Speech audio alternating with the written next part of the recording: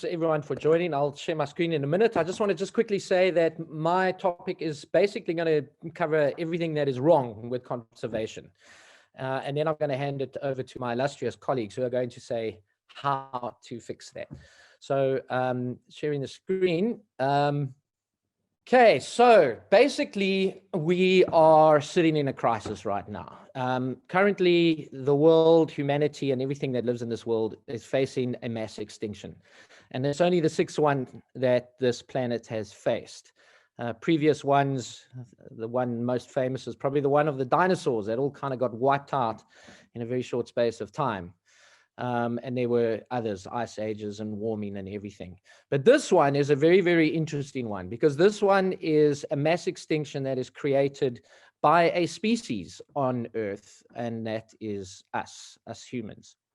And as of 2021, last year, a report came out that basically said over 1 million species other than us are currently threatened with extinction, which is an horrific figure. It also stated that global wild animal populations have dropped by more than 2/3 in the 50 years between 1970 and 2020. And the causes of this is a completely unregulated and unsustainable a series of activities by humans. We call it anthropogenic, human origin. Us academics love to use big words to make us sound clever. So you're going to see a lot of this anthro coming through. And basically what we were doing, we over-harvesting everything that we see. We exploit wildlife, there's pollution, there's habitat destruction. And basically this is what we're calling. It's a destruction caused by humans. And again, another fancy word, we call this epoch the Anthropocene, the epoch of the humans. Now, is simply a fancy name for human-centered. It basically, everything that we do in this world, including the conservation of species, centers on our needs, wants, and desires. So you can see that chart over there. We right at the top. Everything that happens has to focus on humans. Basically, all other living beings are a means to our ends. And that includes all the ecosystems, plants, trees, and everything. It's basically utilized for our benefit, whether it's economic or any other well-being. So anthropocentrism is seen in terms of human serving our interests. Everything is treated as a sustainable use for us. So we tend to protect, and this is what we call conservation.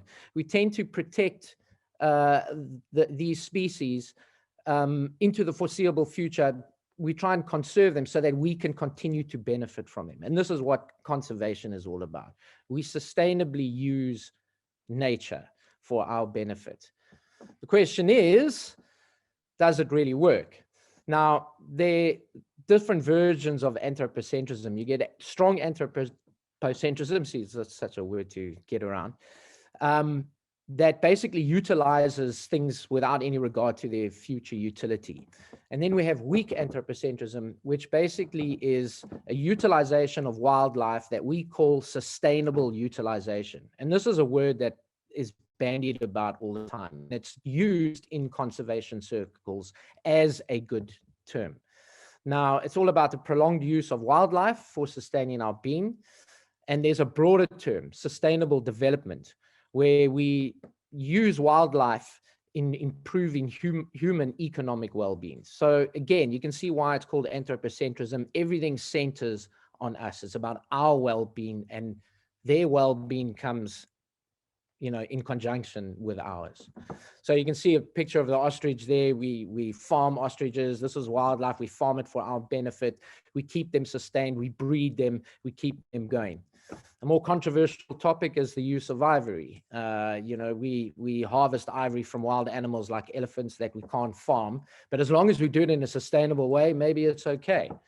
And this is something that is the kind of broad concept in conservation today. It's so broad that it's basically the center of the United Nations Environmental Program. Sustainable utilization and development is central to the way things happen. And the offshoot of that is the Convention on the International Trade in Endangered Wild Species of Fauna and Flora, which is called CITES. And this is this kind of global trade organization in endangered species that centers around the sustainable utilization of wildlife for our benefits. The IUCN, which is the largest conservation organization in the world, does exactly the same thing. And even NGOs like WWF speak about sustainable utilization in conservation as their central tenet. And of course, almost every single government on sustainable utilization and development, for example, is enshrined in the Constitution of South Africa. So these anthropocentric things is a global paradigm. This is the way the world works. This is the way the world spaces. So the question is then, is it good? Well, not really. In fact, definitely not. And the main reason for that is because with anthropocentrism, there's no regard for those species that don't have any benefit to humans. So while some big species do, maybe elephants for their ivory or ostriches for their meat, what about the little frogs and the insects and all these millions of species that have absolutely no economic benefit? So anthropocentrism only targets those species that have any kind of commercial benefit. And in Southern Africa, we have this very annoying saying that if it pays, it stays. As long as it has economic value, then we will preserve it. If it doesn't, who cares? Let's just forget about it. So that affects the broader ecology, the broader environment. And so anthropocentrism conserves some species at the expense of the entire natural environment. And of course, as I showed you on that first slide, despite 50 years of sustainable development and utilization, species are still dying out at an alarmingly unsustainable rate. I mean, we've lost, 2/3 in 50 years. So it's one of the most devastating mass extinctions of wild animals and plants that we've seen. And as I said at the beginning, this is a mass extinction, and it's happening right under our noses. And of course, the whole human fact, that's the whole point of anthropocentrism, is supposed to benefit humans. It doesn't even do that. So it fails to benefit most humans. It only benefits the privileged few, those that are making money. But for most Africans, for example, living in and among wildlife, there's absolutely no benefit. They're not getting any kind of financial benefit from any of this, despite what many governments say. It's just not the case. And in South Africa in particular, the increase in wildlife ranching, this kind of utilization of wildlife and farming wildlife, has displaced many people traditionally tied to agricultural practices. This is particularly the case in the Eastern Cape. And of course, this whole trickle-down thing. So the guys at the top, government, the people owning the businesses are making money, but the people living in rural villages are not getting anything. And so this whole concept keeps most people impoverished. It is not working there at all. So obviously the overriding problem is human-centered. What is the common solution? And it's not what our two panelists are going to be talking about. The common solution globally is something called animal rights, which we all know about. It's a standard alternative. And the thing about animal rights is it says, all right, let's shift everything away from the human center and let's just treat all animals as not quite equals, but at least that they have intrinsic value. In other words, they have value for themselves and not commercial or instrumental value. So it's a kind of move away from anthropocentrism in that it considers the sentience of other animals. And it doesn't matter whether that other animal can read a newspaper or fly a rocket to the moon or drive a car. Basically, it means that can that animal suffer? And if they can, then they should have the same moral consideration as humans. And that's the essential, broadly thing about animal rights. But it doesn't work. It is still anthropocentric in that it considers only those animals that have sentience similar to human beings. So the higher order mammals, for example, get treated better, like you see the WWF logo, the panda bear, the dolphin, the dog, the whale, get more moral consideration than the shark, the mosquito, the lizard, and the bat. Now, so what you're doing is you then you're shifting the line between humans and all other animals, and humans and some other animals, and most of other animals get discarded. There's a reason why WWF have a panda as their logo. If they put a scorpion on there, trust me, they wouldn't be getting as many donors as they do. So you can see what the animal rights thing is doing. It's not the measurement of suffering against human suffering doesn't benefit most species on this planet. And of course, it has a human rights issue as well. So because you're now making it animal-centered, you kind of drift away from the humans. A lot of especially in Africa, there's a charge that says, you know, animals above humans. In South Africa, the fortress conservation, where you put a ring around a park, kick out the people and preserve the animals, is a human rights issue. So forced removal. In the DR Congo, local villagers are treated as poachers in an environment they've always sustainably harvested stuff, and then they get shot. And in many Southern African countries, there's a shoot to kill policy if you're a poacher. So you're a starving villager, you want to go out into the park and get some meat, you likely could get shot by a ranger. So it has all these issues that come with it. So we have a scenario now where anthropocentrism, the dominant paradigm, is not working. The alternative, the dominant alternative, animal rights, doesn't work as well. So the key is, what is the solution that will sort of solve both of those problems? One that will include all humans and all animals in the conservation. And on that note, I'm going to hand you over to my two colleagues, who hopefully will provide a very, very good solution to that. Thank you very much. I'm very pleased to be able to given this opportunity, particularly to speak to students who are apparently going to be present in this, because I believe that I am now also a student of the people of the Kalahari, and it's been a long time since I was at university, but I think that I've learned an awful lot more from the people of the Kalahari than I did through most of my education, particularly about life and how to survive. And even though there were no PhDs present, I definitely believe that these people have understand the ABC of life. And this is what I'm hopefully going to try and convey to listeners today.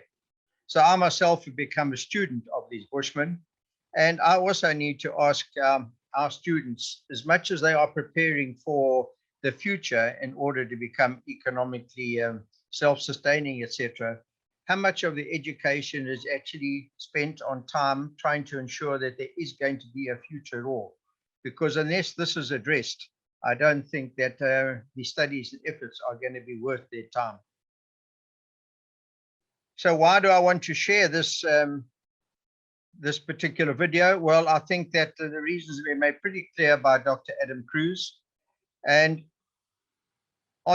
as we have already discussed, our planet and humans are in a state of dysfunction, dis-ease, and of course, this is all due to human behavior. Anthropocentrism, quite a tongue twister. Well, we've all heard about that. I'm not going to go into that any further, but I think we need to also have a look at the planetary boundaries, which is a study which has been put together by the Stockholm Institute. And there on the right-hand side is a sketch which actually highlights the areas which are so important for the stability of our planet. And you'll see that the inner ring there basically represents the green areas where we should be, but you'll see on those categories where we have gone way beyond the safe zone. And any one of those can destabilize the planet. Two of the big ones, they are just the amount of pollution in our seas from the nitrogens and phosphorus, etc., agriculture.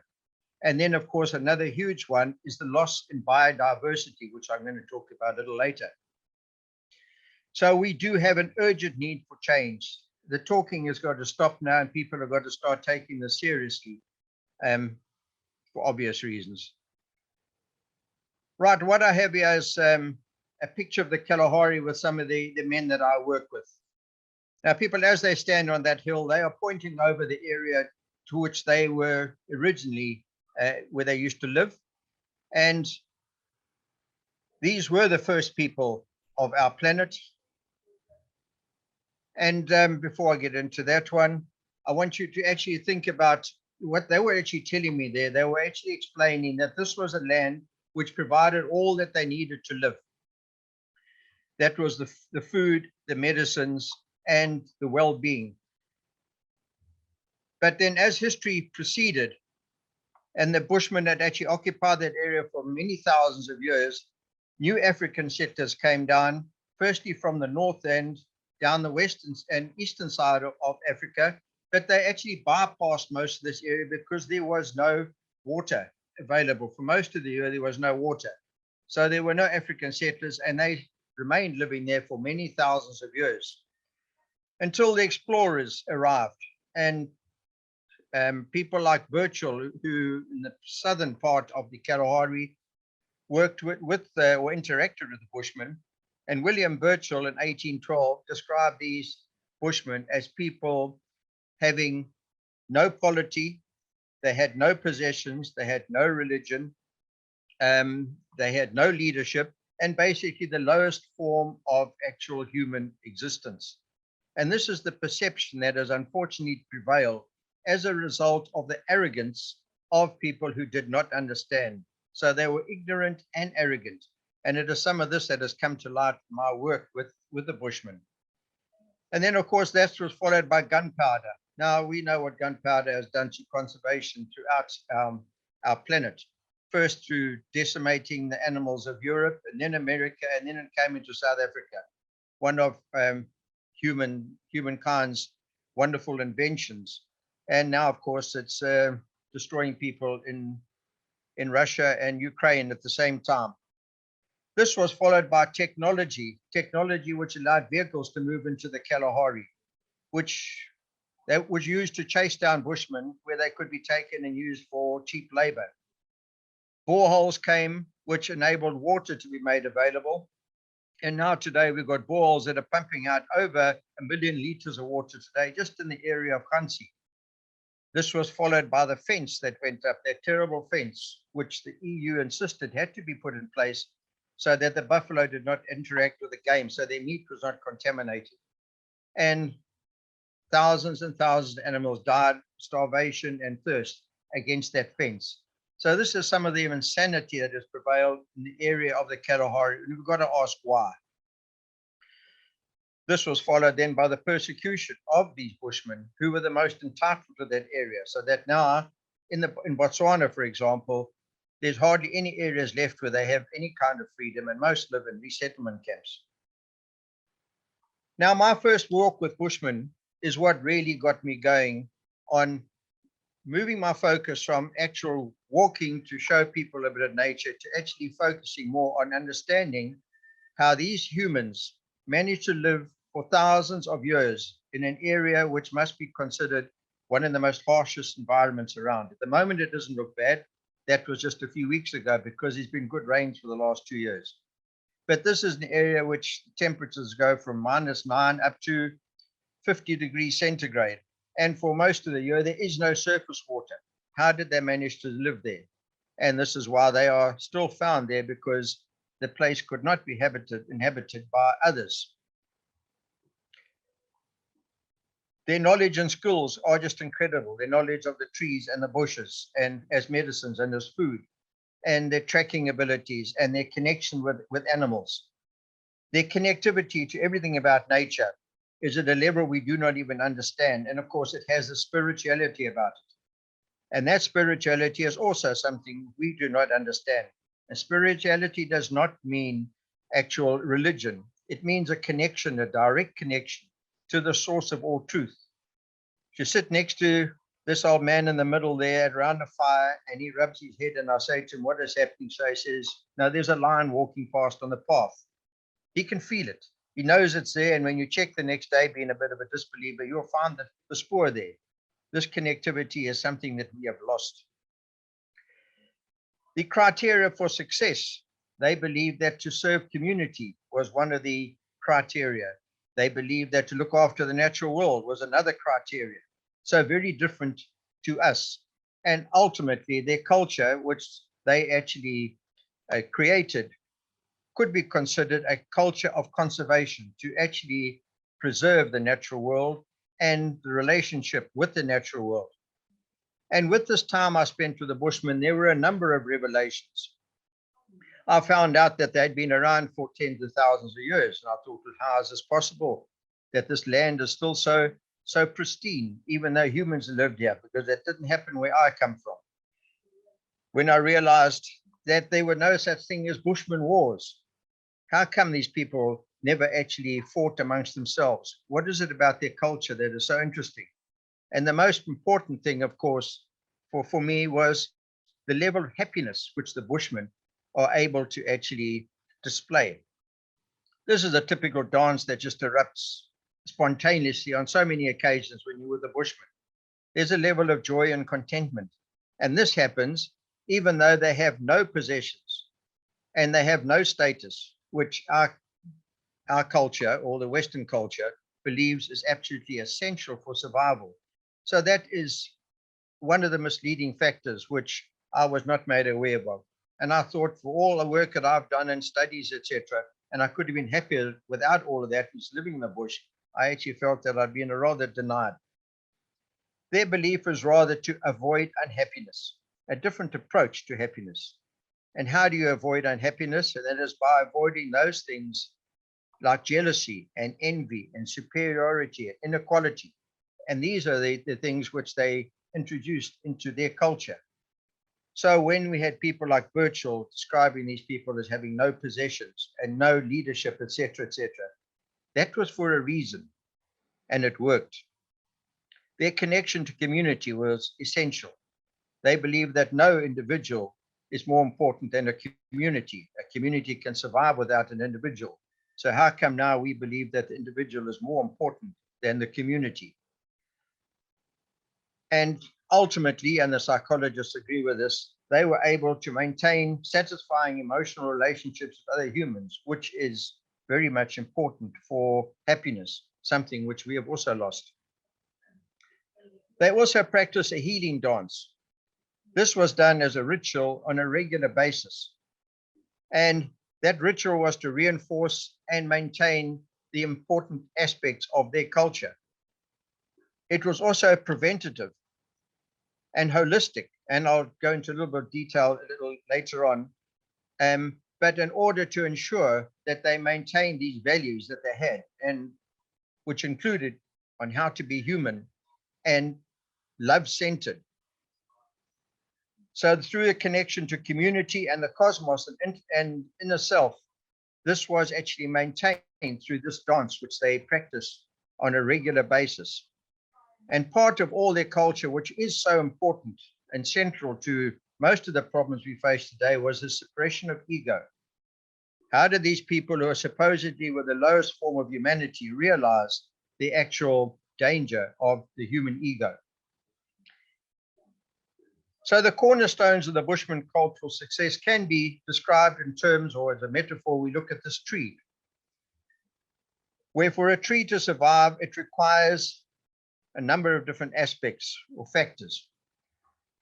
At the top here, on top right, we have the physical health of the tree, which we focus on mostly as Westerners, and that would be the leaves and the branches and the fruit, etc. And for them, it was a matter of their physical health was about healthy food, exercise, and fasting. Obviously, in many times it wasn't actually by design, but that's the way they lived. It was a hard life. The psychological well-being, we can consider the trunk of the tree. Once again, a critical part of the tree.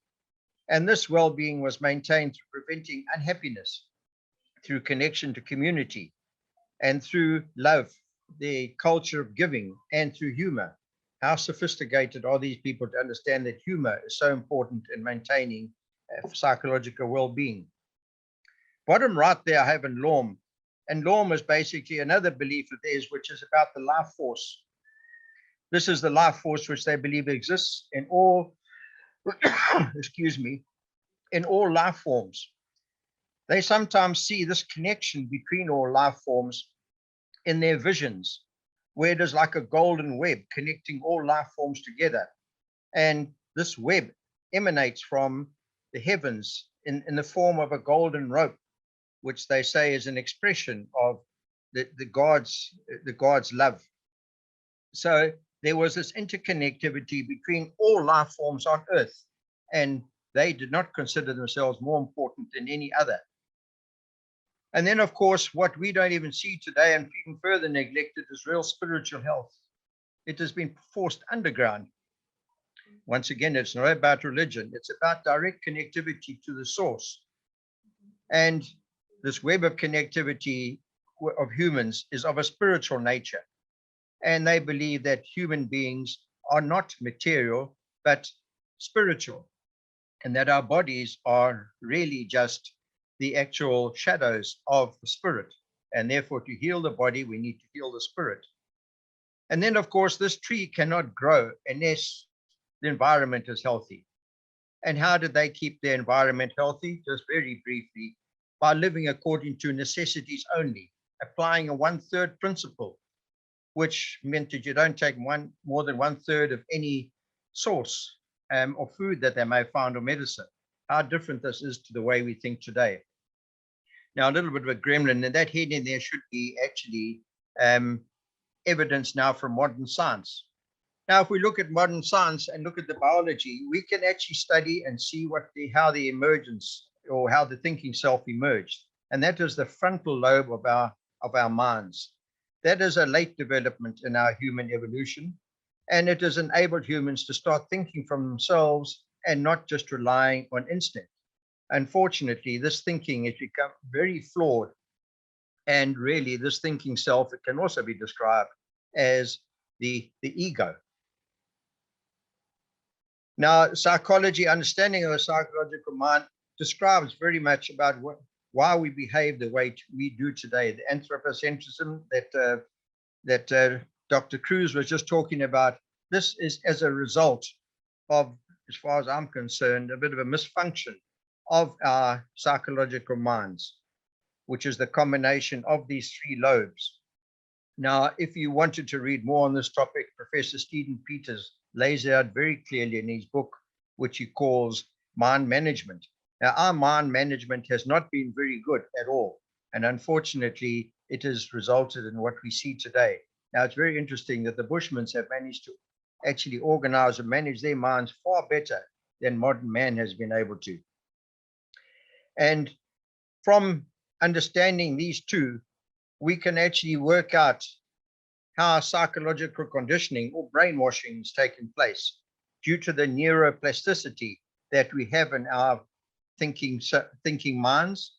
And then, of course, the failure to actually control desire, which has been controlled for us from outside forces.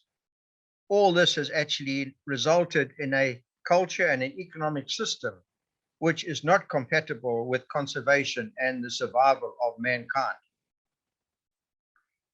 So now we get to our little picture of the Kalahari here, as it is today. As I mentioned the other night too, more trees and bush than the Bushmen said were there before, and it was said that perhaps this is a result of our natural world trying to actually replace or remove excess CO2 from the atmosphere, so there's less grass. But are your eyes nicely open? There's a greeting used by the Bushmen, very similar in some words to the Zulu, Sawubona. And it's about what you're actually seeing. Are you actually seeing the truth? And are we not being led by fear and fake information? The shackles seem to be taken from the ankles of humanity, and it's not just the Africans that suffered from that, but we are being treated or enslaved through our minds. So we have this controversy now between intellect and internal and universal intelligence. Intellect being what we think we know, and universal intelligence being a form of information which related to instinct is something which has been neglected or now being totally stopped. Our spiritual vision is no more really for most people. And we need to question what we have been told is progress. And here's an example.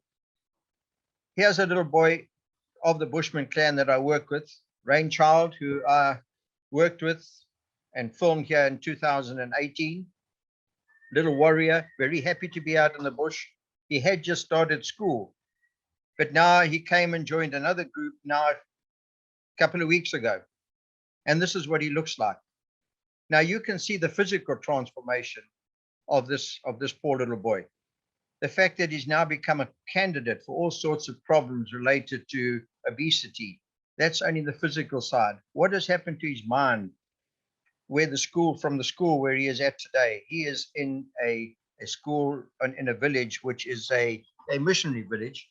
So he has now got a conflict in his mind. We cannot see it, but it is probably worse than the damage is probably worse than what we see on his body. He is conflicted from what his grandparents have told him about living according to necessities only. Now he's told that to have status and possessions is far more important. That is just one amongst many of the challenges that he now faces. And of course, spiritually now, he has been told that you need to work through third parties. He doesn't actually connect anymore. He is now spiritually disconnected. So most of the time he is away from his community and he's disconnected spiritually. And of course, from the inner self, their connectivity is being broken. So this is an example of what is happening and what civilization, or so-called civilization, has brought to Africa. So I believe it's time that the youth have got to take this seriously, which is why I said I hope that our students that are listening today. We are inheriting an Africa where many questions need to be asked. And it's not just Africa, it's the planet. What is the future for Africa? What is our cultural identity, as is the case with little Rainchild that we've just looked at? Does he really have an identity anymore? Does he really know in his mind what is going on? He is absolutely confused, and I think many of us are confused as well. It's not just a genocide of his culture. We have a transition, but a transition to what? What culture are we going to try and adopt or implement, which is going to look after our planet and humans themselves? And in terms of conservation, conservation is not just about conserving the animals. We need to conserve all life on Earth. Biodiversity is crucial for survival. And as the Bushmen say, God did not make mistakes. So there's no creature or animal or any other life form out there that was not created for a reason. And the differences that are magnified in our lives have been used to distract us. When I talk about differences, I talk between our different cultures and our different tribes and colors and etc. And these have been used to distract and divide us and to control.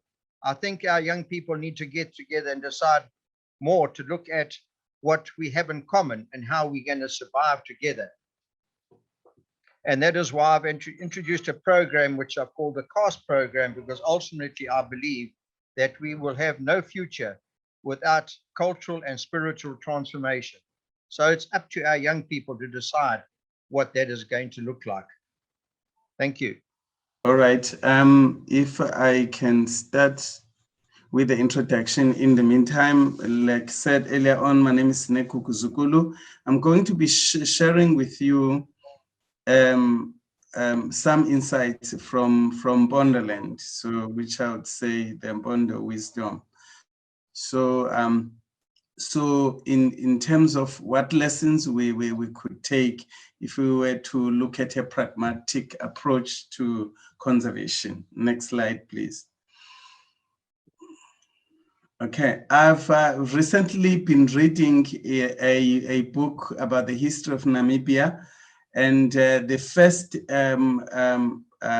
extract there talks about how when the Europeans came, how the Europeans actually, in terms of wildlife. I just want to take a little bit on history. And then there was a group of the second one extract there. There was a trip by 10 young people from Germany who visited Namibia in the very early days, around about immediately after 1900. And also there was a senseless killing of wildlife. Those are the quotations. I just want for people to understand that one of the the biggest problem that came with the mowing down or extermination or the killing of wildlife is a problem that in this continent came with the Westerners. When the Europeans arrived in the continent, that was the beginning of the biggest problem. Otherwise, as you have seen in the previous presentation by Clive, was that the Africans, they were able to coexist with wildlife. And then when the Westerners came, they came with seeing wildlife as a commodity that you could use to make money. And that's where the problem started in the continent. Next slide, please. Again, I want to show you here in terms of the trade, the export from the Cape Colony, and the year is 1873 to 1876, and also 1877 to 1880 out of the Cape Colony. If you are looking at starting from the top there, the ostrich feathers, from 1 million in 1873 to 1876, and another 2 million. Below that, on the third line, is the hides, horns, and skins, which if you're looking at it again in terms of how many in numbers, millions. And if you go down, look at ivory, again, you're looking at 178,034. It goes on and on. If you're looking at the export of Natal, it is the same thing. So these were the exports which were driven, the mowing down of wildlife, which was driven by the West, that came to Africa, which was teeming with wildlife, which lived in coexistence with the indigenous people in this continent. And hence, therefore, we are in this challenge where we see that the conservation efforts that we are doing are not working because of the way that we are commodifying, that we see the wildlife as a source of income instead of trying to find a way to coexist. There are more things that could be said about the same people and the rituals and ceremonies that are done before they would kill wildlife, like for instance an eland. So there's been, in other words, that knowledge of the Africans and how they coexisted and how with wildlife is the kind of knowledge that has been looked down upon, which has led to us to where we are. And it is important to reflect and to go back and to look at what we could learn from those systems. Next slide, please. Next slide. Okay, so for instance, one thing which we know from the African way of life is what we call totemism. So we know, for instance, if you're looking at Basotho, all Basotho clan names, Sipogo, you look at Bapedi, Batswana, Batsonga, that is Shangan, Bavenda, each clan has got a particular totem, an animal that represents that particular clan. And it is their responsibility to look after, to conserve, to manage that. And they don't kill that particular animal. And for instance, those who come from Mpumalanga, they would know that the Ngumalo or the Mkacha people, they don't eat fish. And if they eat fish, they get sick. So, for instance, the people amongst Amazulu, the Pengu or Jali people, they are associated with the millipede, and as a result, they treasure that. And we know, if we're looking at the story of leopards, for instance, in Zululand, we know that if somebody happens to kill a leopard, the skin of that leopard has got to be taken to the royal family, to the king's family. So again, there is a way to manage that. You cannot just go out and kill. That's the indigenous, but that's still being practiced now. In Bonoland, which is where I come from, when we are in the indigenous forests, there are words announced in the forest because of the fear that if we pronounce those words, the leopard will appear in the forest. which is about the conservation of those leopards. But when the Westerners came, in particular with Christianity, all of these observation and interaction, coexistence, and the respect which was afforded to wildlife, most of these were seen as being demonic, and people were therefore discouraged. When people convert to become Christians, they were therefore expected not to continue to observe some of these cultural practices, rituals, and ceremonies, because they were seen as being anti-Christian. So again, a practice and a religion from the West that has taken people away from even the sacredness of the sacred forest, the sacred trees, the taboos, and all of those things. Christianity played a huge role in terms of discouraging and driving people away from the observation and practices that enforced that law which was written in their hearts, which encouraged people to look after biodiversity, after creation, after nature, but therefore ended up abandoning that due to that pressure. And then also the West started giving people another culture, this culture of commodifying, of seeing the wildlife as a source of income, as that you must kill an elephant and you must sell the tusk and all that, the wildlife. So, and as a result, the Africans, they adopted that. The whole thing about how we are mowing down the indigenous forests, like the yellow trees, and to export that and to see that. So the whole of that culture, which now I know is something very difficult to get rid of, because that's what because people aspire to be what the Westerners are. And that's the new culture which has led us to be where we are today. The next slide, please. So, for instance, if I take you in Bonderland, along the Bonderland coastline, there was a shipwreck on the 4th of August, 1782, which we call it the Grosvenor at Lambasi Bay. So when this happened, the people who were, this is one of the most well-documented shipwrecks along our coastline in Bonderland. But I'm highlighting that when they started trekking down towards Cape Town, they decided that they need to walk along the coast because they were scared of not just the locals, but also of the elephants and lions, which they were seeing every day. When you read the book, they say not a single day went without hearing or seeing the lions.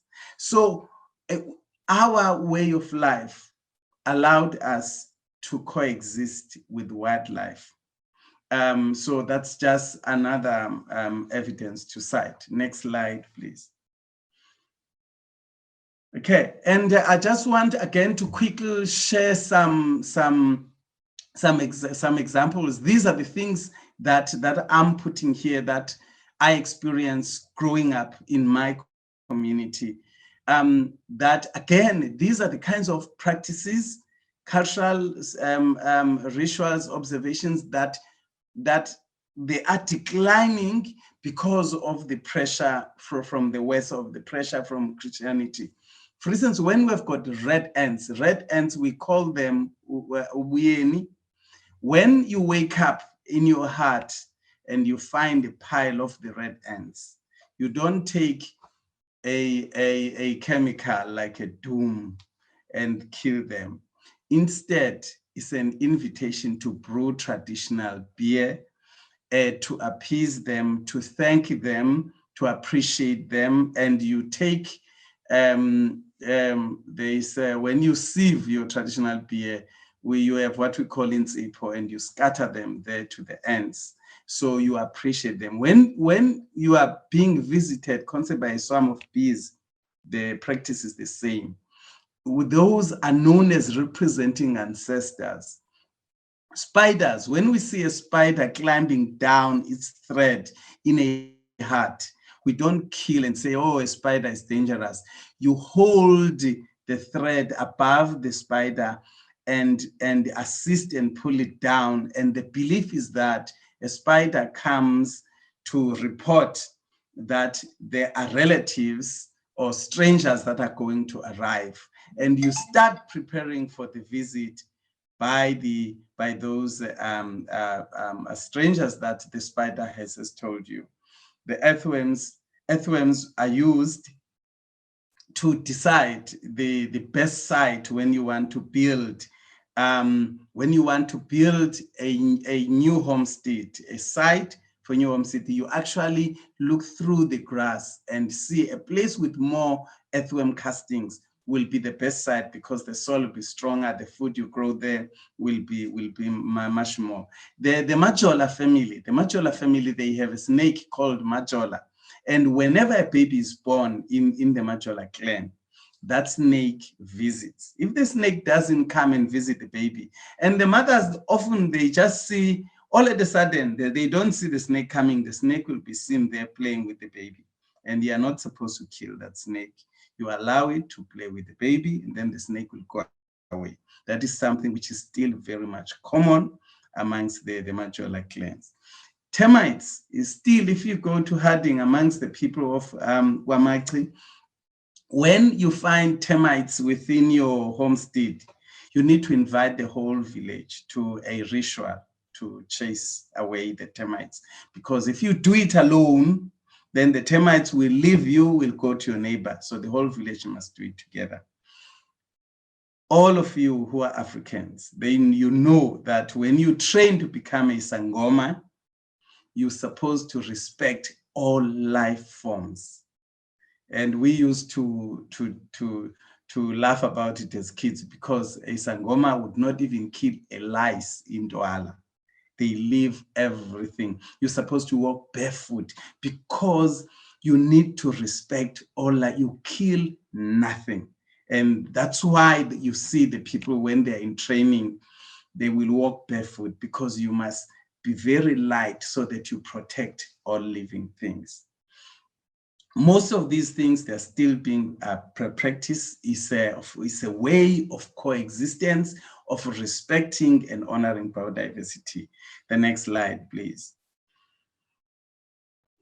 Okay, so there are also, one point there from the previous slide is the customary environmental laws. We still have in Pondoland trees that we are not allowed to cut. I know that if you go to Mpumalanga, you go to Bavenda, up in Limpopo, it's the same thing. So there are still trees which are not allowed to cut, that they are protected by customary bylaws. And if you happen to cut them, you will be summoned to the traditional court and you will have to pay a fine. For instance, in Pondoland, it's all the fruit-bearing trees. No one is allowed to cut for firewood the fruit-bearing trees. That's a bylaw which is enforced by traditional courts and all of those things. But of course, the unfortunate thing is that the legislation, environmental legislation being passed in Parliament, doesn't recognize all those significant things. As a result, the legislation from Parliament tends to fly above people's heads, because it doesn't. Okay, I want to give you another example, again, in terms of farming, how people coexist with wildlife. The challenge which we have is that when you farm your mealie crops, they're out there in the bush next to the indigenous forests. So people train dogs. There's something happening right now. People train dogs to wait for monkeys. There's an old tradition that or cultural practice we call ukulinda, to wait for the monkeys, for the baboons and all that. You sit there and wait in your field, because monkeys are gonna come and destroy your crops. So ukulinda, so our parents, we grew up, we were doing this. But what has happened is that now, with the changes in the school system, it's no longer acceptable for kids to take turns going to school. So what happens, therefore, is that people have started now training dogs to wait for the monkeys. What you do, you don't tie up the dog. As you can see on the picture there, there's a little basin with water. That water is for the dog. And then the shelter there has got a bucket of food for the dog, which is hanging, but high enough for the dog not to be able to reach. Sometimes there will be a tree. There will be a tree outside, so it will be hung up on a tree. The dog is not given food at home, but it must wait here. It will only be given food here on the field where it is waiting. Whenever the monkeys, they start making noise in the trees, in the indigenous forest close by, the dog will start barking, running along, up and down along the forest and along the crop field in Tsimini. And then the monkeys will run away. The dog will come back and sit here where the food is hanging. And when the owner comes in the morning, will give the dog the food, and also in the afternoon. So the dog, if it goes home, it doesn't get given food at home. The food is here waiting here. It will always be given its ration right there. So therefore, the dogs have been trained to wait because the kids are no longer taking turns there at school. The other problem we have is the problem of bush pigs, the wild bush pigs that come from the forest and they get into the crop fields. So what has been, people have done here is they make fires. They make fires. So with the smoke, whenever the bush pigs come, because they come out at night, they don't come during the day. So when they come out and they smell smoke, so they run back to the indigenous forest. So these fires must be, that's why you see here in this picture, there is a cover, a sail, so that if it rains, the rain should not extinguish the fire. The fire must be kept on. You put really big pieces of wood. And they will also, the other problem is the cane rats. Cane rats, Amavondo, they will come as well and to eat your crops. So all you do, you cut away all the grass along on the edge of your crop field, or you flatten it, because the cane rats, they always go underneath the grass. So they don't want to be in the open, because the birds of prey, your eagles, they will attack them. So therefore, if you cut away the grass on the edge of your mealie field, then they are not able to come in there, because they don't want to go in the open. They want to go underneath the tall grass. Next slide, please. And then this particular picture here shows you the fire, which is on the corner, and the shelter to make sure the fire could burn all night long in order to keep away the bush pigs or the wild pigs, so that they don't come to the field and mow down crops. These are the examples of how people farm in order to coexist with nature, with biodiversity, to find the ways that are not harmful, that are not going to kill, but being able to do what you are doing as a farmer, but being able to protect the wildlife, which is a kind of a good lesson that we could be able to learn from the indigenous people. The next slide, please.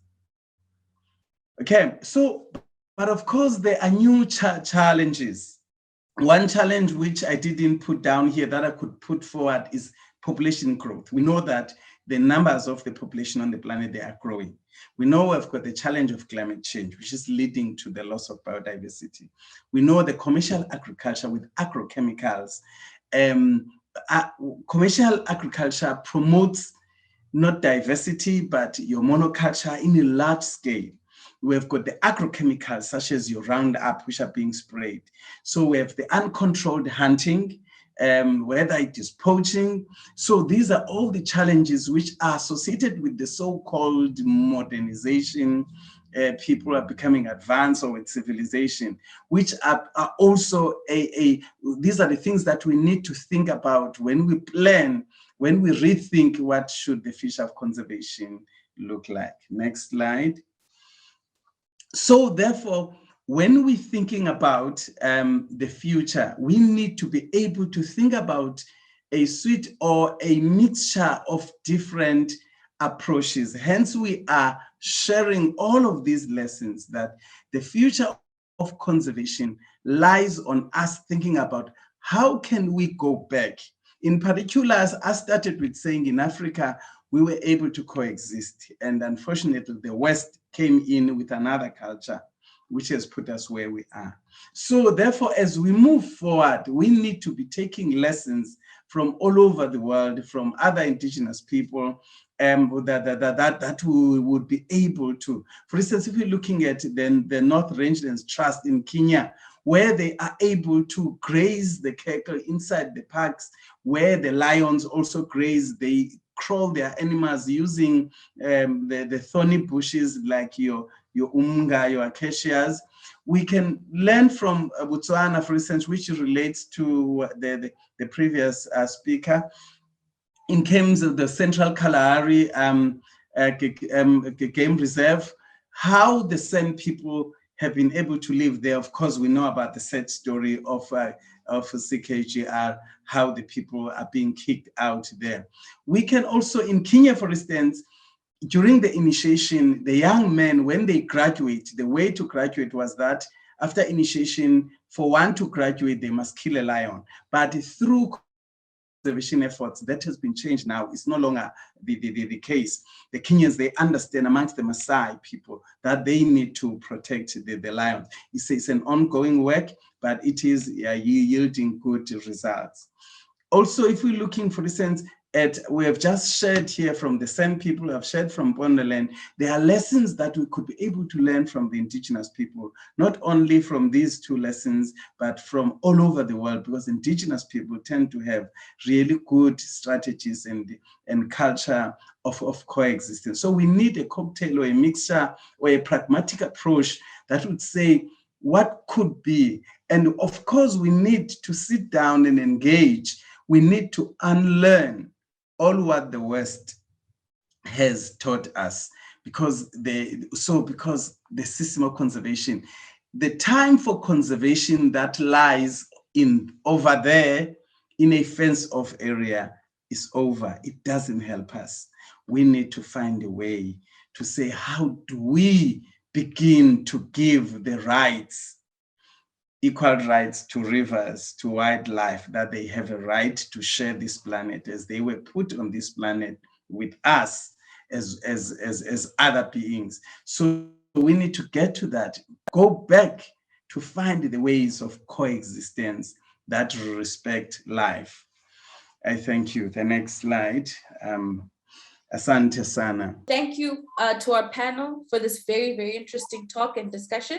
And now I'm going to open our question and answer session to the floor. Just a little housekeeping. If you want to ask a question, feel free to raise your hand using the reaction button at the bottom of your screen. You can raise your hand and I will give you the floor, or you can write your question in the chat. And I believe we already have one question and a lot of comments for each of the speakers in the chat. I'll try to get through all of them, but in the interest of time, we'll start with the first question. Just give me a second so I can find it. Sorry, let me just read the question out. And this is from Dansile Cindy from Sanbi, welcome. And it reads, we should be asking ourselves, how do we integrate this important knowledge with our so-called science knowledge? I think this is a very good question. Anyone from the panel can start off the discussion. Thank you. Okay, I think if I may come in there, Samantha, I think the first and foremost is to accept that we have gone astray. We have been selective because the African indigenous way, which is what Clive was sharing with us, which is what I'm sharing, we have ignored that and we have thrown it to the dustbin in favor of the Western way of doing things only. But of course, we all know that if you have, when you have a mixture, what makes a green salad the best is because of the mixture of the different components. So we need to be able to first acknowledge that we have gone astray somehow. And we need to give, and the African scholars need to work towards bringing the indigenous knowledge system to the mainstream. So affording it the respect it deserves as well, again, we can talk of indigenous knowledge as another form of science. We can talk, but that's another topic of its own. So we need to first acknowledge that we have gone wrong by being selective and only seeing the African way of life, the indigenous knowledge, as being backward, as being demonic. And then so that we are able to say, how do we? But universities have got a lot of work to do research, to be able to publicize this. We need to respect, we are all Africans in the African, whether you are white, you are brown, what, we are all Africans, and we need to start valuing all forms of knowledge. Thank you. Thank you, Sinegug. Can I add to that, Samantha? I mean, what Sinegug says is absolutely essential. And just one of the things that I pick up as a journalist is that there's this notion of an African voice that comes through in terms of conservation. And an African voice is exactly what Sinegug is saying. It's something that includes environment. It moves, we've got to reset. We've got to go away from our Western notions that are kind of been infiltrated into this kind of thinking. So concepts like trophy hunting and the commercialization of wildlife is a Western ideal. This is not an African concept. These are the things that we can start changing. And I think that's the first step that we have to do. Yeah. Thank you, Adam, and thank you, Sinegug. Clive, would you like to respond? Yes, a couple of factors. The Bushmen tell me that their wisdom, that we call wisdom, is not really their wisdom. It is actually wisdom that is accessible to them through spirituality. It is nature's way of advising them where to go. We have lost that connection, so we do not have that wisdom anymore. We replaced it with other stuff. Our brains are being cluttered. So that's the one thing. And then the other thing, when that people talk about science, well, there's a lot of science now that actually supports exactly what the indigenous people were actually saying. In terms of what happened to our brains, it's telling us how we evolved to a point where we have actually allowed our egos to actually rule us.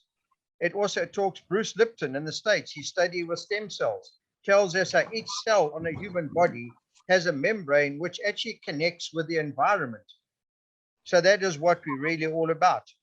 And then you can go to the latest quantum physics. The Journal of Quantum Physics in the UK actually states, it makes a statement that the Earth is immaterial.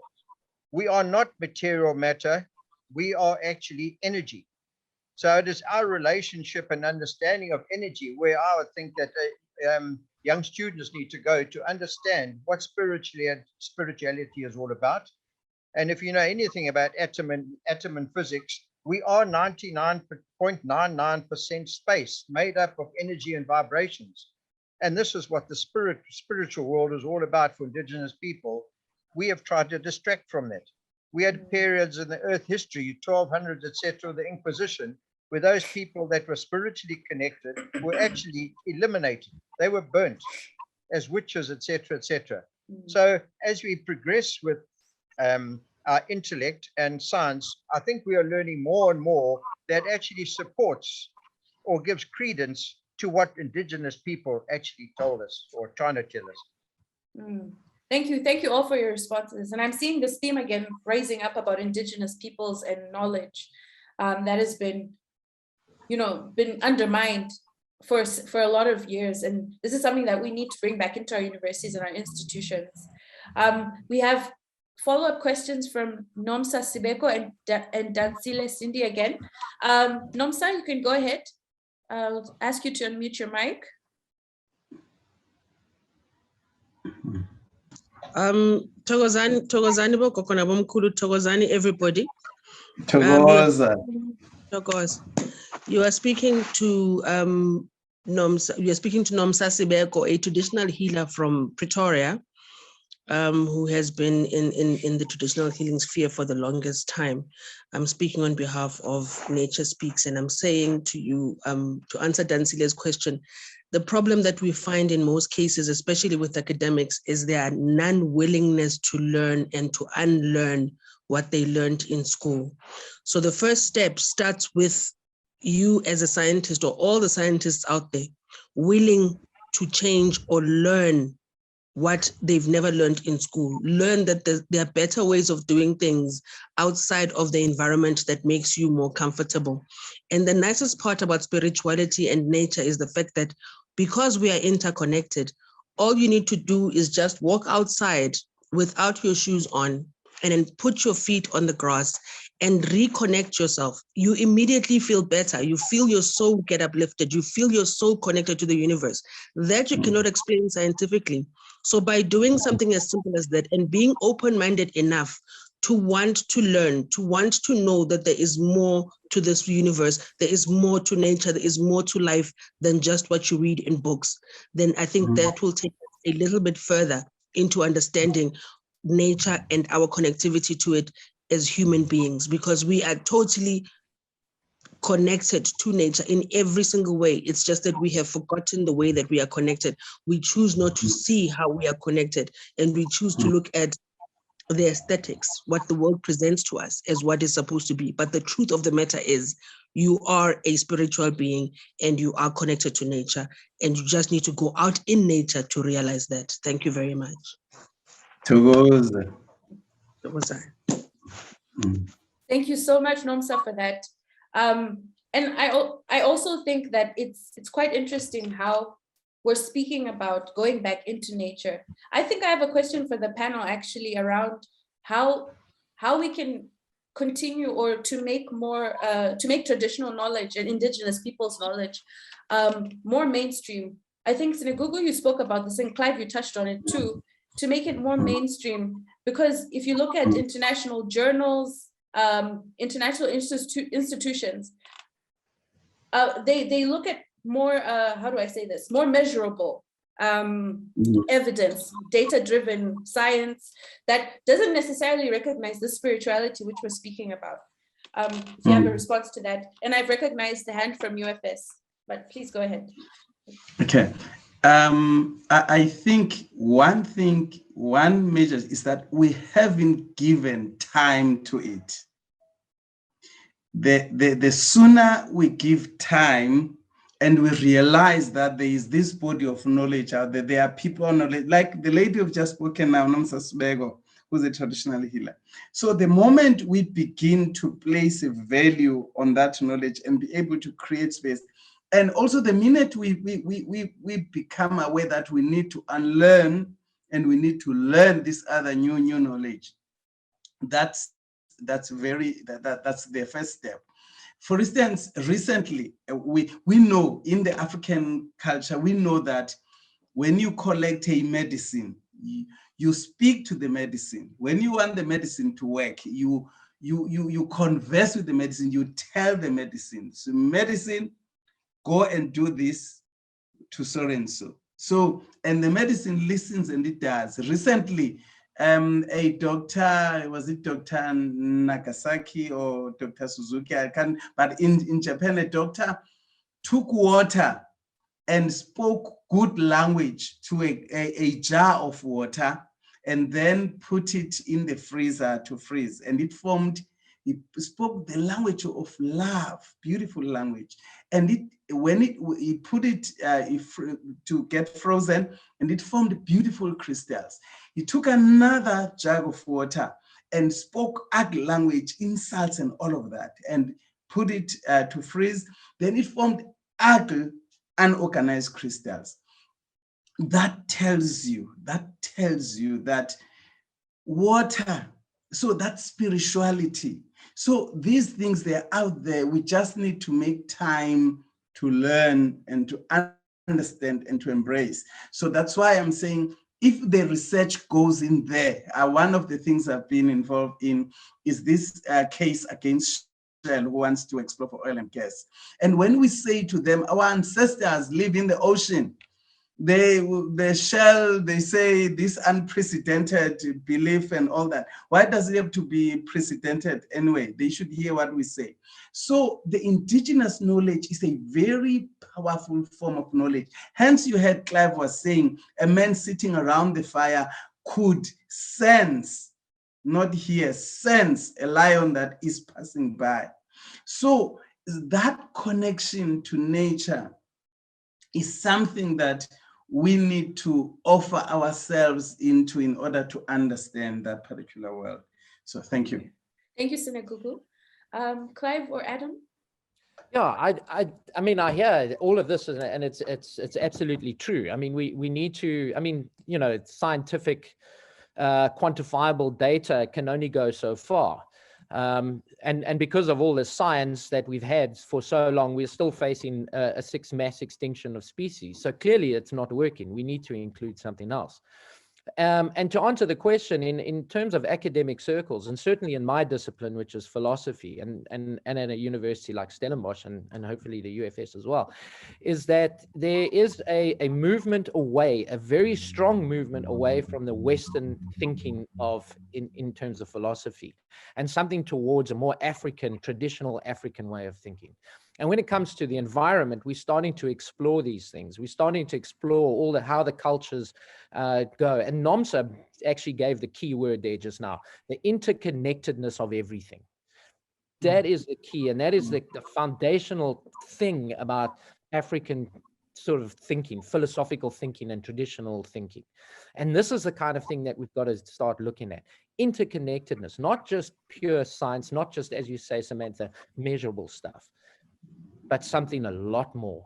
And hopefully by doing that, we will find better answers and better solutions to conservation. Thank you so much for your response, Adam. Clive, would you like to add? Yes, I think that this is part of what I'm actually trying to do with young people, in the hope that they are going to start demanding that these changes be made, because it's not going to come from the mainstream, from the forces that be that want to control.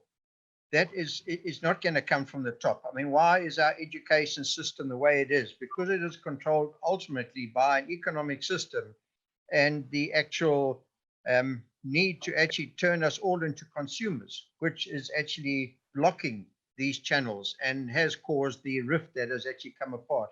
So I'd like to think that young people are going to start asking the right questions and start demanding some changes, because it's their lives that are at stake.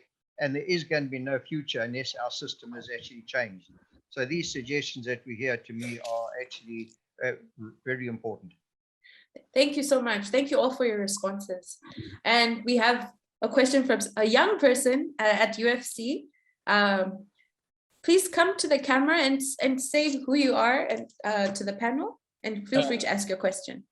Hi there, my name is James Kidd from UFS, and I have two questions that kind of tie into each other, so I'm going to ask both, and then anyone on the panel can answer. The first one is, as far as I understand, the early civilizations like the San and so on were egalitarian civilizations where everything was kind of shared amongst each other. So how, with the fact that today we have socialist and capitalist kind of ways of thinking pretty much around the world globally, how can we use these ideas of coexistence when that is the systems that we have in place, no longer an egalitarian system? And the second part of that, which kind of ties in, is surely in today's climate, kind of looking after oneself usually comes before coexistence in the grander scheme of things. And the quick example I thought of earlier is something like solar panels. Most people know that solar panels would be more useful to use in terms of for the environment, but also in our current situation in South Africa with load shedding and the state of our electricity, those would be better for most people, but most people can't actually afford to get those because of the way the current systems are. So it's better for them to have a self-interest in sustaining their getting food and so on than putting the money into something like that. So while coexistence would be kind of a greater thing, they aren't able to actually get to that point. Okay. All right. If I may come in there, you see, that's the reason why we are saying the young people like you, that we say research and science. That's why in my last slide I was saying we need to find a pragmatic approach. We need to find a cocktail, a mixture of different things that we could. There isn't going to be one particular system, because we are talking now and promoting the African indigenous way. So we need to find is something that is going to be a process, and that's going to require research and the ideas, and that is going to require a pilot in a small scale. That's why I went further to give the examples, and also Clive did the same, of what is actually happening, and then to be able to highlight as well where the problems lie. But anything and any system and that is created by human beings could be changed by human beings. It all depends on whether in their hearts, whether there's a will. If there's a will, there will be a way. Hence, I'm saying, starting with the understanding and acknowledging that we have a problem is the beginning. And then to say, how do we find, therefore, a solution to the problems and the challenges we have? Yes, you might, where you live, you might not be you might not necessarily be living in an egalitarian system where you are able to share.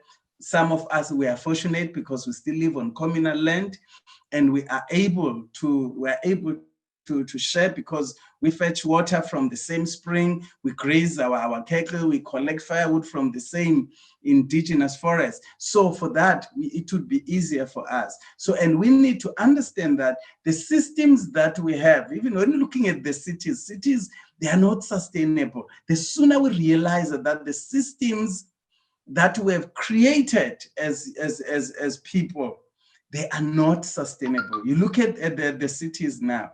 You look at the towns such as Yakabecha, PE, with the challenges of water. We have seen what has happened to Cape Town. So the systems which we thought they were the best systems, they were most civilized, they are not working. So the future that we are going to is going to require that we find the alternative. The same applies to the economic system. The economies that we have created, they are not sustainable. So finding a way and finding solutions is something which I'm throwing back at young academics like you guys. That's the challenge. We need to find a way, and we need to hope, open mind and open heart, and open to all the possibilities if we are to do that. Thank you. Thank you, Sinegug. Adam or Clive, would you like to respond? Yes, Yeah. carry on, Adam, after you. Okay, I'll be very quick. I mean, you raise two very good questions. This is an idealistic system, and how do we change it? And aren't we a bit selfish as humans? And the answer to both of those is not an easy one, as Sinegug is saying. But in terms of the system, it's already starting to change. As Sinegug says, we know it's collapsing, it's not working. We are looking at other solutions. And to kind of give you hope in terms of global conservation thinking, there's a movement away from just conserving animals to including people in the conservation of animals, the individual people, the rural people, the villagers who live in and among the wildlife. So it's kind of the livelihoods, indigenous thinking. It's already starting to take root, and it's growing. In terms of our kind of individual selfishness and our ego, yes, that remains a problem. And how do we, as individuals, I see Andy Cleese just mentioned something there on the chat, how as we as individuals get together and act like communities and put aside our selfishness?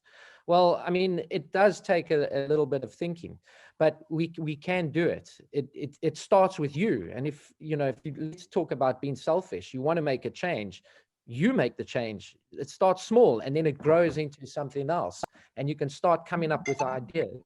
But little basic things at home, eat locally, eat healthily, don't buy stuff from all over the place. These tiny little steps are all kind of part of changing the system slowly and slowly. And it's already starting to happen. We can see the change. Things are different to what it was 10 years ago, 20 years ago, 50 years ago. So it's happening. Go ahead, Clive, you have the floor.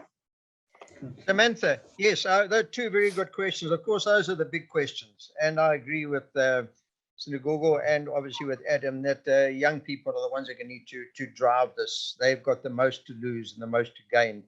I think that they also need to understand, and the reason I gave that slide about are your eyes nicely open, the situation which we have today is actually being put in place in order to control us.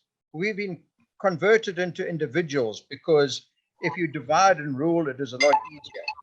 And the interesting one is his question about the solar energy. I ran a solar energy company, had my own solar energy business many years ago, and I tried to interact with government to explain the benefits of people being able to become self-sufficient, etc. But every move was blocked because the process that they have in place is to try and centralize and control for maximum benefit for the few. So these are the problems that we face and need to be overcome. Right now, you can be penalized for trying to go it alone because the system does not want that. They want to control. And the bottom line too was regarding the use of energies, etc. You very seldom see the change that is required should include consume less. They don't want you to consume less. They just want you to change the way you consume. And that's all part of the system that we've actually got to try and change. Thank you so much for those answers. And thank you, James, for those two very good questions. We have a question in the chat from Dansila Cindy. The question is, why is Indigenous knowledge systems not recognized as well as mainstream science? I am tempted to dare people like our panelists to start shouting or making the case for the Indigenous knowledge systems. Would anyone, maybe Adam, do you want to? Yeah, okay, I'll take a stab. I mean, you know, I'm at the forefront of this because as a journalist, I see I see how these things are forming. And yes, there is a big call to bring in Indigenous knowledge, especially when it comes to conservation. The whole concept of conservancy, community-based conservancies, bases itself on that. In Canada, for example, the protection of polar bears, for example, is heavily weighted on the Indigenous knowledge in conjunction with the scientific knowledge. And big organizations like WWF support that and even sort of promote things like that. So that is happening. However, it is also a system that is open to abuse. So by just handing over and saying, right, Indigenous knowledge, this is the way it goes, there are some elements that come through that abuse that situation, and normally outsiders, not the people that are those villagers, and they come in and abuse it. For example, I'll give you an example: trophy hunting in either the proceeds of shooting an elephant, for example, is supposed to go to the communities and help with economic upliftment, etc. But it doesn't function that way because there's so much money involved that there's a lot of corruption and the money doesn't get down to those people. So yes, it's a great idea, but we've just got to figure out a way how we get the money to the people and how we actually get people to take ownership of their resources and their land and benefit the most out of it. Thank you, Adam. Sinegug, did you want to add to that? As actually going to say, the universities, such as the one we have in the room, they are the right people to answer that question in terms of from where they stand as academic institutions. Why is Indigenous knowledge not? That's an appropriate question that should be going to academic institutions. What is it? What is hindering them from making Indigenous knowledge system to be part of the mainstream knowledge that is being given to the young people in those universities? For instance, even when we were being given this topic to talk about it, no one, of course, said talk about Indigenous knowledge. But because we're working within that particular space and we could see what's lacking. So I think it's a right question, but not for us as panelists, but for academic institutions as the centers of learning, to say, what are they doing about it? Oh, thank you. And thank you for bringing it back to the institutions and to the students and the lecturers who are present. Clive, did you want to add? I think this is exactly why I mentioned my points on cultural and spiritual transformation. I'm trying to do a little bit in my small way and use whatever platform is possible. And that's why I'm actually very appreciative of what LCA is doing to help get the word out there. I've had amazing responses from so many people over the last year since I first started, but it needs to be escalated to a far greater level. And when I look at the little syllabi and the curricula that is included in our education curriculum about Indigenous people and the San people, it is pitiful. The truth is not there. There's an awful lot more that needs to be done, and it should be something that is compulsory for all to understand. Yes, I agree. The learning institutions need to decide, and maybe the pupils need to demand that they know more. Otherwise, it's not going to happen. Thank you so much for answering that question, and thank you for the question. Before I recognize NUMSA and UFS, we have a question from Andy Clive, in the chat, and he writes, Sinegugu's comment on our cities being unsustainable raises a really critical problem. By 2100, over 70,000 of humans will be living in urban areas. We have to develop urban environments that sit lightly in the landscape. Can traditional knowledge help to make these future cities better from a social and environmental perspective? Probably one for a research paper rather than today's discussion, but does anyone want to answer? I think the answer is within the question, actually. If we know that's the problem we're heading for, given the unsustainability of cities and the challenges coming out of cities, one can see already that cities is not a sustainable way of living because of the demands that it places on the environment, because of the level of pollution, in terms of all of that. So maybe we need to start a process to say, what is the alternative? What is the sustainable way of living?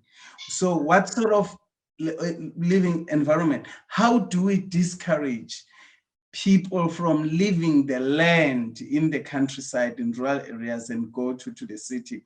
What needs to be done in rural areas in order to discourage? Because cities are no longer employing, there are no jobs in the city. And that's why even our education system, we have got what we call the unemployed graduates. The system is not sustainable. So we have abandoned indigenous education, which gave everybody a skill to be useful. In the indigenous schooling, there's no unemployed graduate because it gives you the skills that are necessary for the day-to-day to enable you to be able to be a functional member of a community. So I think it's about how do we dismantle cities? How do we get, because to have such a big gathering of people who are not producing their own food, who are raising children that think milk comes from the supermarket. So we need to be able to say, how do we take people back to actually, how do we dismantle those cities? How do we make the cities self-sustainable and all of that? So there's a whole lot, hence the questions of even of energy comes in. So, but there are challenges of water and all that. So there's a whole lot of, and that speaks to rural development in terms of,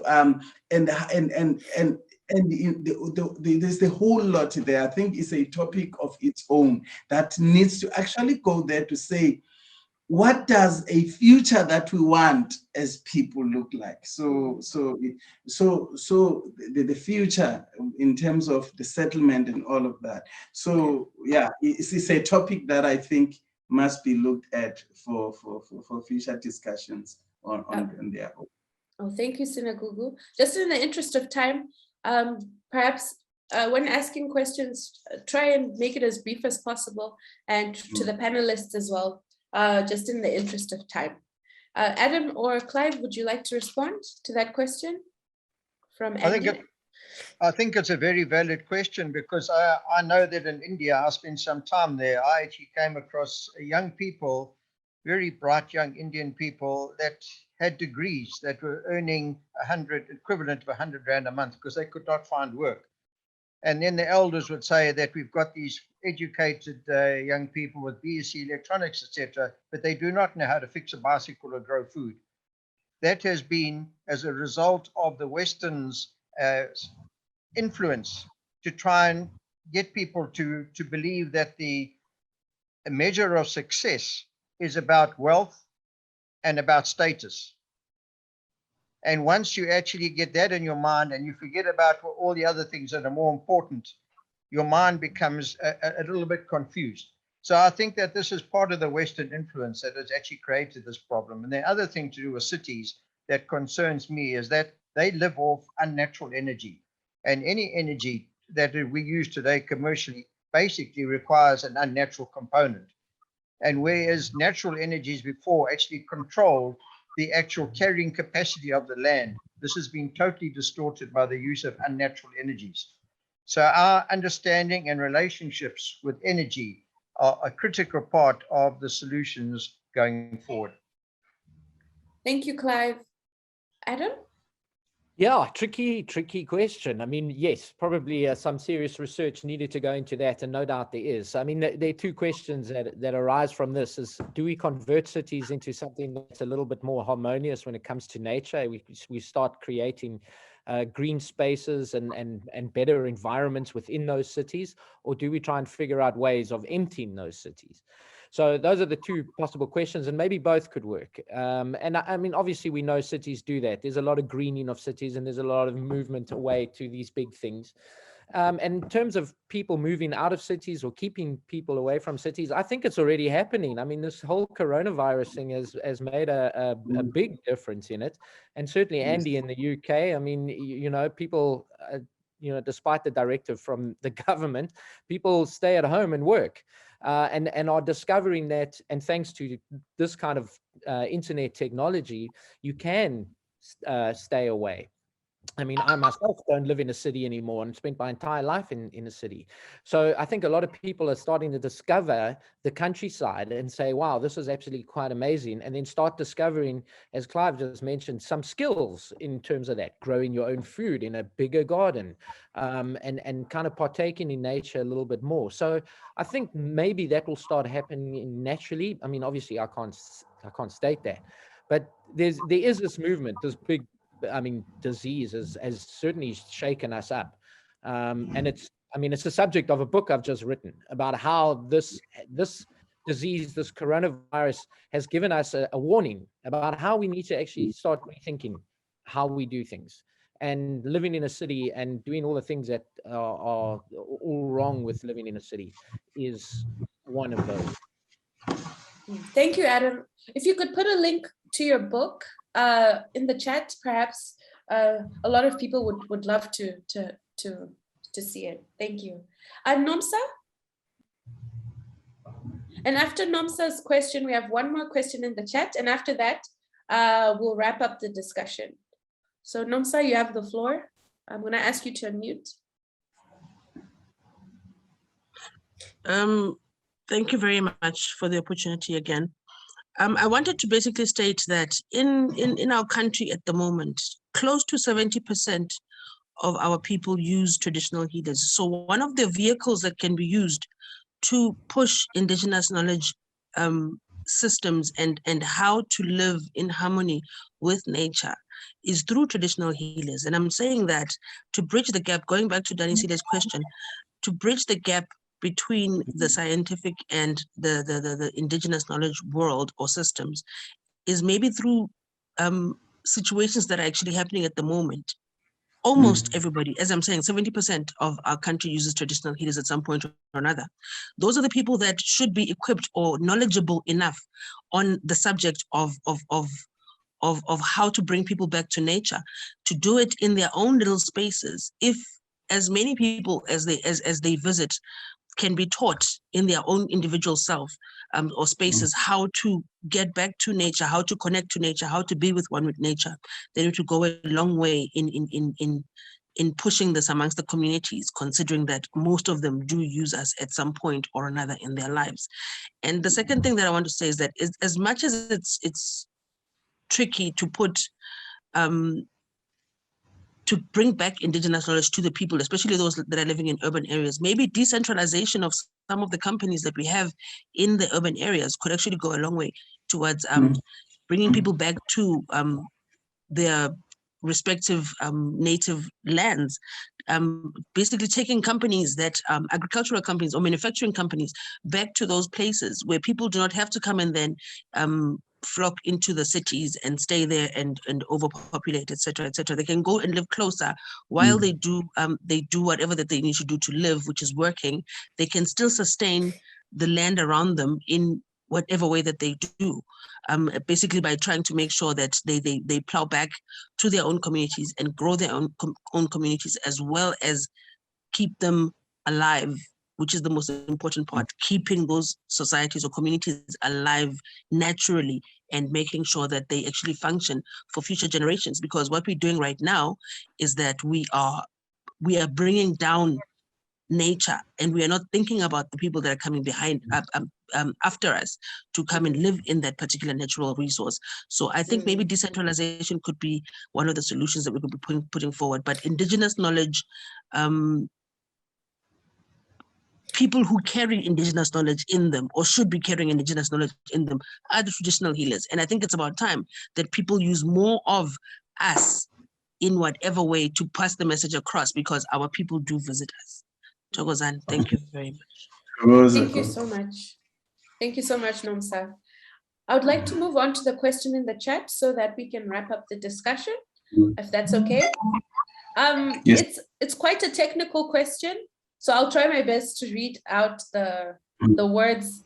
It's from a UFS student, and they write, there have been reports about certain organic molecules regarded as psychedelics, such as, I think it's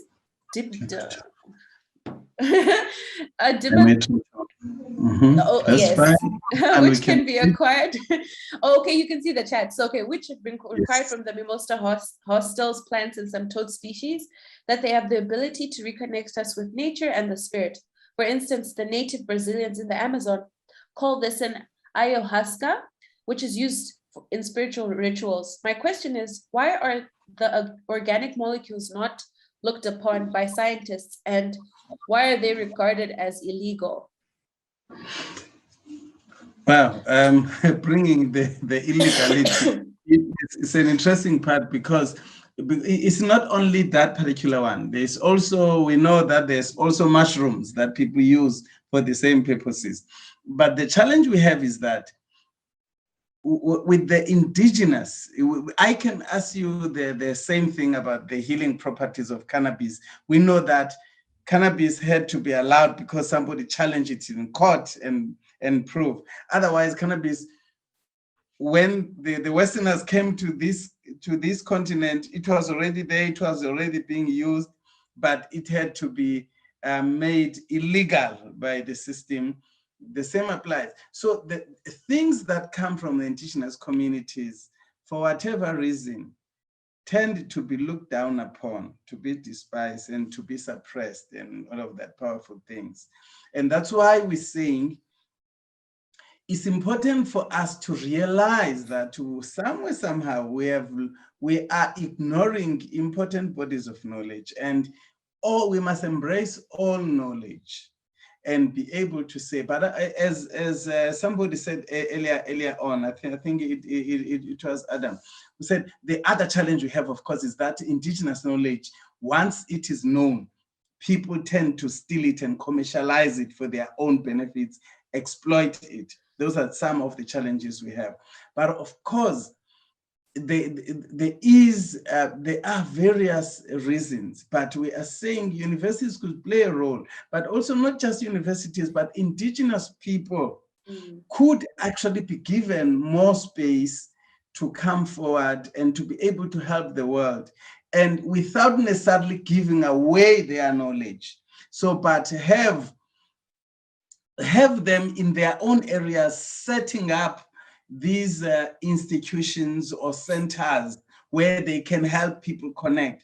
Like Nomsa Sibeko was saying just now, giving traditional healers a space to have centers where people go to reconnect with nature.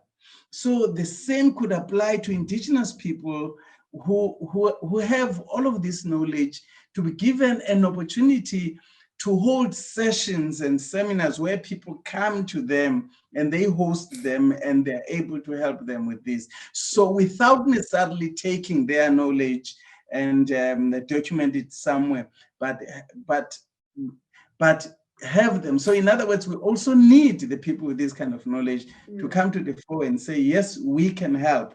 And the more, hence you see now, even in the medical departments. So there's a lot happening. Maybe I should stop there before I take all your time. Thank you.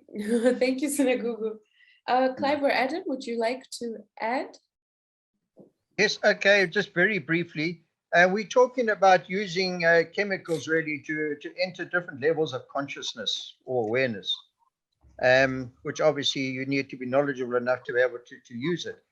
But the Bushmen are a little different in that respect, and that once someone has become a healer, they seem to use more of vibrations, the clapping and the singing and chanting, for them to go from a level, or to raise their num, which is their spiritual energy, to a level of kia, which is what we commonly call as a trance, but what achieves the same thing.